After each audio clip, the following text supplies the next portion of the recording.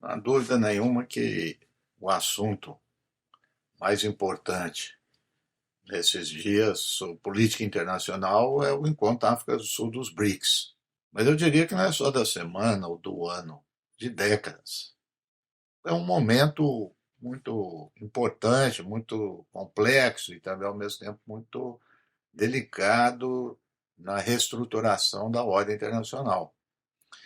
É claro que já há uma tendência que vem se mostrando nos últimos anos com o crescimento econômico dos BRICS, principalmente puxado pela China. A projeção é que do FMI é que China, no ano que vem, passa os Estados Unidos em PIB. É um fenômeno que não se pode descartar. Ao mesmo tempo, está acontecendo a guerra da Ucrânia. E logo, quando vem a guerra da Ucrânia, a impressão que poderia se dar é que os Estados Unidos e seus aliados iriam se expandir. Enfim, é um país, a Ucrânia, que está sendo agredido, invadido pela Rússia, e, portanto, isso, em princípio, geraria uma repulsa. Na África do Sul foram incorporados outros países e manifestando um certo equilíbrio, uma certa ordem regional. Na América do Sul, entre a Argentina. Ali na África, entre Egito e Etiópia. Claro, o Egito é África e também é do mundo árabe. Né? Politicamente se reúne, se articula com o Oriente Médio. O Oriente Médio vieram dois países do Golfo Pérsico, né? Que é a Arábia Saudita e Emirados Árabes. E dentro disso, dentro do Grande Oriente Médio, entra o Irã também.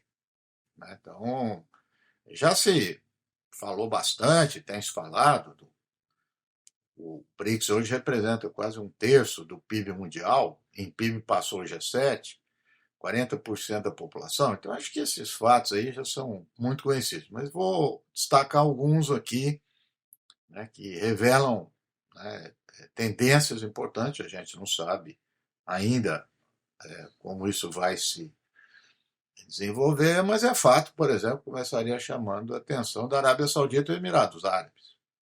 Esses dois países do Golfo são países com grandes reservas de petróleo. A Arábia Saudita é o maior exportador de petróleo do mundo. E esses países, como se sabe, estão ligados umbilicalmente aos Estados Unidos. Bases militares lá dentro, as suas elites se articulam muito bem, enfim. A Arábia Saudita e Emirados Árabes estão ali. E o que aconteceu depois da guerra da Ucrânia? Emirados Árabes e Arábia Saudita não só não romperam com a Rússia, como aumentaram as relações com a Rússia, que já vinha acontecendo. Ação econômica, política, se recusando a sancionar a Rússia. Né? E tem estabelecido esse comércio.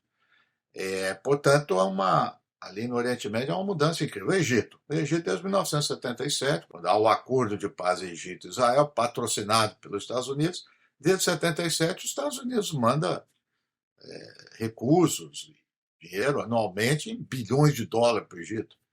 O Egito também se recusou a entrar nesse esquema de sanção da Rússia e agora acaba de entrar no BRICS. Né? Outro fato que chama a atenção é Irã e Arábia Saudita.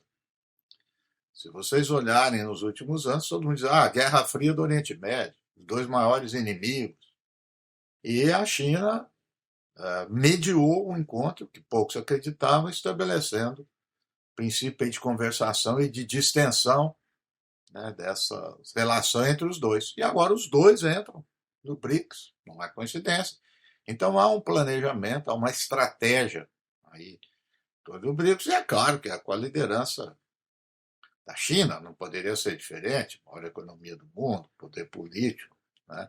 Então o que nós estamos assistindo é a formação ainda, repito, ainda em gestação, um perfil, uma identidade que o BRICS vai buscar, mas países, vamos dizer assim, da periferia do sistema. Né? Então, embora a Argentina em crise econômica, tem uma representação política importante na América do Sul, na América Latina, mesmo no Egito. E tem também a Etiópia. A Etiópia começa a puxar aí o que alguns estão dizendo, a fila de entrar outros países africanos. Então, América Latina, África, Oriente Médio, Ásia. Ou seja, se a gente olhar na perspectiva histórica, países que foram colônias, são os países colonizados, são países da periferia. É interessante. Eu chamo a atenção um fato também, outro fato interessante historicamente, que no final da Segunda Guerra Mundial, o presidente Franklin Roosevelt estava num encontro com o Churchill, na Inglaterra, e o Stalin, a União Soviética, estava ali, já acabando a Segunda Guerra Mundial, e o Franklin Roosevelt diz o seguinte, eu preciso ir embora da reunião, que amanhã eu tenho um encontro com 3 reis. Falou meio que brincando. E todo mundo ficou assim assustado. E esses 3 reis eram rei do Egito, da Arábia Saudita e da Etiópia. Não, coincidentemente, esses países estão entrando. Então, o que se constata, independentemente do perfil que vai assumir o BRICS, dos problemas que decorrem da expansão, é fato que a liderança americana, ou se quiser, pode ser liderança, pode ser hegemonia americana, cada vez mais contestado. E alguns do seu próprio terreno. Né? Quer dizer, essas alianças onde os Estados Unidos tinham estabelecido com esses países. Né? Então, tem uma repulsa, portanto, a essa forma pela qual os Estados Unidos está atuando. Já vem atuando, claro, no mundo, mas principalmente nos últimos anos. Então, a guerra da Ucrânia é um ponto importante, sim. Muita gente aqui criticou aqui no Brasil, claro, como sempre, não tem nada que o Lula faça que não é objeto de crítica. O Lula trouxe a questão da guerra da Ucrânia para o BRICS. Todos sofrem as consequências da guerra. As populações mais vulneráveis em desenvolvimento são atingidas proporcionalmente. A guerra da Ucrânia evidencia as limitações do conceito de segurança. Muitos outros conflitos e crises estão por vir. Os BRICS se consolidou como um fórum para a discussão dos principais temas que afetam a paz e a segurança mundiais. Não podemos nos furtar a tratar o principal conflito da atualidade que ocorre na Ucrânia e tem efeitos globais. O Brasil tem uma posição histórica de defesa da soberania, da integridade territorial e de todos os propósitos e princípios das Nações Unidas. Achamos positivo que o número crescente de países, entre eles os países dos BRICS, também esteja engajado em contato direto com Moscou ou com Kiev. Não subestimamos as dificuldades para alcançar a paz. Tampouco podemos ficar indiferentes às mortes e à destruição que aumentam a cada dia.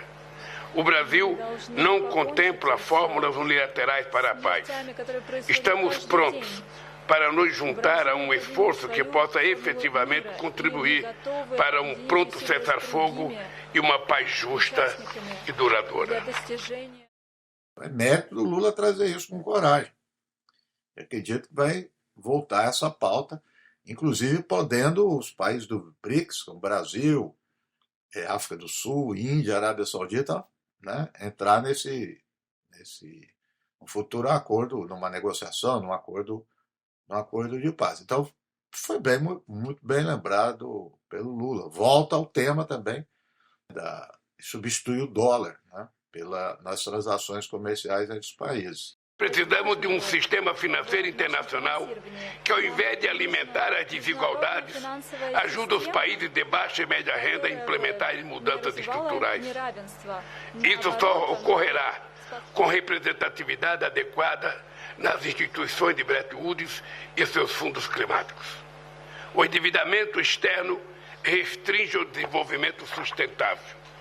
É inadmissível que os países em desenvolvimento sejam penalizados com juros até 8 vezes mais altos do que os que cobrados dos países ricos. É preciso aumentar a liquidez, ampliar o financiamento concessional e, por fim, as condicionalidades. O sistema multilateral de comércio deve ser reavivado para voltar a atuar como ferramenta para um comércio justo, previsível, equitativo e não discriminatório. Por meio do novo Banco de Desenvolvimento, podemos oferecer alternativas próprias de financiamento adequadas às necessidades do Sul global. Tenho certeza de que, sob a liderança da minha companheira Dilma Rousseff, o banco estará à altura desses desafios. A criação de uma moeda para as transações comerciais e de investimento entre os membros dos BRICS aumentam nossas opções de pagamento e reduzem nossas vulnerabilidades. Enfim, há muitos elementos que nós podemos tirar aqui dessa expansão do BRICS e no momento em que ela está ocorrendo. Mas, seja como for, né, o fato é que os Estados Unidos, depois do final da Guerra Fria, nunca teve tão contestada sua liderança, ou sua hegemonia, ou sua preponderância ao lado dos seus aliados ocidentais, como agora. O fato da maior importância e as repercussões ainda estão por vir.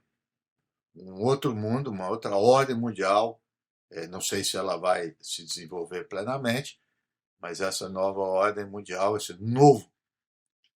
nova reestruturação de poder está em marcha já há alguns anos e agora ela deu uma acelerada. Vamos aguardar o que vem por aí, e o Brasil, de Lula, tem um papel cada vez mais importante nesse cenário que se desenha. Presidente, já tem um nome do bloco depois da entrada do Mendes? Já foi escolhido um nome? Para quê? O nome permanece BRICS? Não, o nome vai... Na minha opinião, o nome vai prevalecer BRICS. É bonito? BRICS. Parece até que eu estou falando inglês aqui, BRICS. Então vai ficar o BRICS, sabe? Já está registrada a criança virou adulta, ela não quer mudar de nome.